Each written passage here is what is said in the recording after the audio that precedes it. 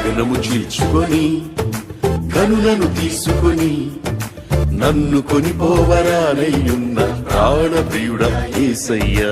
గగనము చీల్చుకొని కనులను తీసుకొని నన్ను కొనిపోవరానయ్యున్న ప్రాణప్రియుడా యేసయ్యా. నిన్ను చూడాలని నా హృదయమెంతో ఉల్లసించుచున్నది.